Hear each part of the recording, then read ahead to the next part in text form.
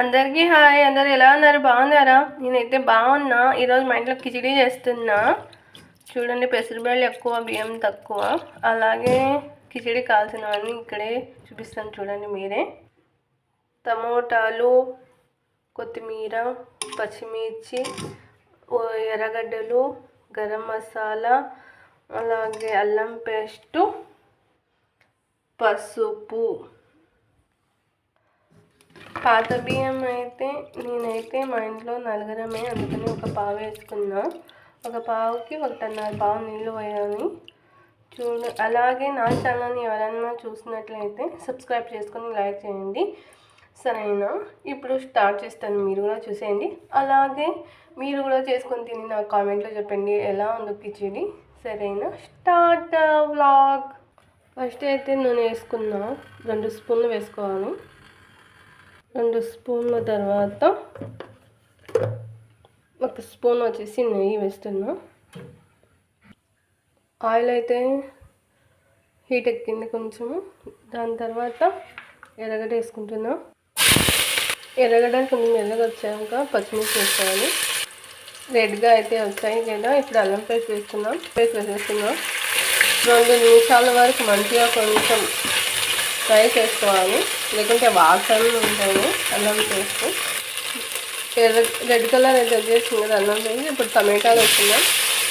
కొత్తిమీర అయితే వేసేస్తున్నాం. అలానే గరం మసాలా, పసుపు వేసేసుకుందాం. చూడండి కలర్ అయితే ఎంత బాగుందో.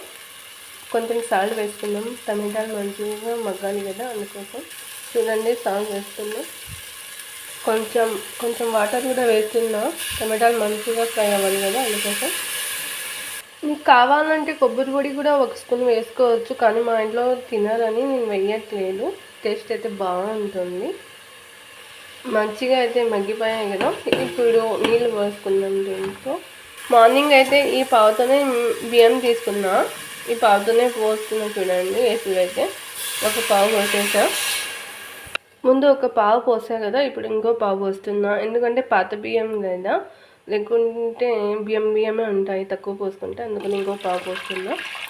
కొత్త బియ్యం అయితే ఇసురు అనేది తక్కువ పోసుకోవాలి. అప్పుడు కొంచెం సాల్ట్ వేసాను కదా, ఇప్పుడు మళ్ళీ చూసుకొని మనం వేసుకోవాలి సాల్ట్. అయితే టేస్ట్ చూసి వేసుకోండి, ఎందుకంటే మళ్ళీ ఎక్కువ అయిపోతుంది సాల్ట్. నేను టేస్ట్ చూసి వేస్తున్నా. చూడండి బబుల్స్ వస్తున్నాయి, చూడండి. బబుల్స్ మంచిగా రావాలి, అప్పుడు వేయాలి బియ్యం. ఎసురు అయితే వచ్చేసింది ఎంత బాగా, చూడండి. ఇప్పుడు బియ్యం వేసుకుందాం. చూడండి వేస్తున్నా. వాటర్ అయితే ఉండకూడదు బియ్యంలో, ఎందుకంటే వాటర్ ఉంటే ఇంకా ఎసురు పెట్టాం కదా, అది ఎక్కువ మెత్తగా అయిపోతుంది. మెత్తగా కాకుండా నీళ్ళన్నీ వెళ్ళిపోయిన తర్వాత బియ్యం మళ్ళీ వేసుకోవాలి. ఇవి వాటర్, బియ్యం నానబెట్టా కదా, ఆ వాటర్ ఇప్పుడు పడేస్తున్నా. పడేసిన తర్వాత ఇలా కింద ఉంటాయి బియ్యము, మళ్ళీ బియ్యం బ్యాళ్ళు అవి వేసేయాలి తొందరగానే. చూడండి వేసేస్తున్నా. చూడండి ఇట్లా కలిపి మళ్ళీ టేస్ట్ చూసుకోవాలి, ఉప్పు ఉందా లేదా అని. ఉప్పు అయితే సరిపోయింది, నేను వేసాను కదా రెండోసారి. ఉప్పు అయితే సరిపోయింది, చూసుకొని వేసుకోండి మీరు కూడా. లేకుంటే సాల్ట్ ఎక్కువ అయిపోతే చెడిపోతుంది కదా. కిచిడీలోకి అలానే నేను శనగగింజల చట్నీ చేస్తున్నా. కాంబినేషన్ అయితే సూపర్గా ఉంటుంది. కిచిడీ అయ్యే వరకు శనగగింజల చట్నీ చేసుకుందాం.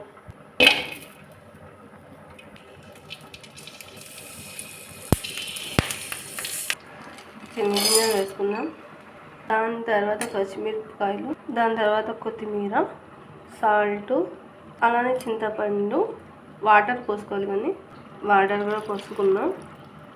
చూడండి ఇలా ఉన్నప్పుడు స్లోగా పెట్టుకోవాలి పొయ్యి కింద, ఎందుకంటే వాటర్ పోవాలి కదా, అందుకోసము. ఎక్కువ పెట్టుకోకూడదు, గ్యాస్ అయితే తగ్గించుకోవాలి.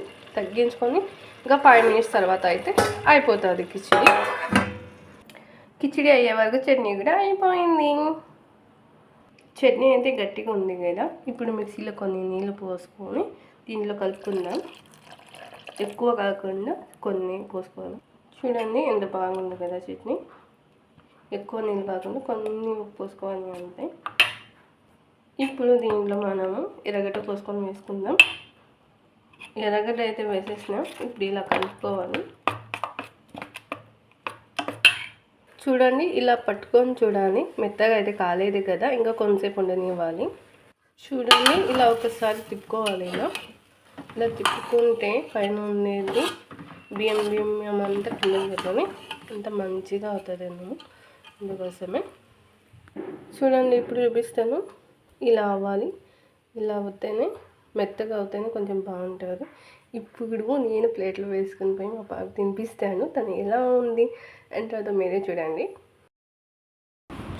తినిపిస్తున్నా, ఎలా ఉంది అడుగుతాను. ఎలా ఉంది మా? సూపర్గా ఉందా? సరే అయితే విన్నారు కదా, సూపర్గా అయితే ఉందంట. మీరు కూడా ఒకసారి చేసుకొని తిని నాకు అలానే కామెంట్లో చెప్పేయండి.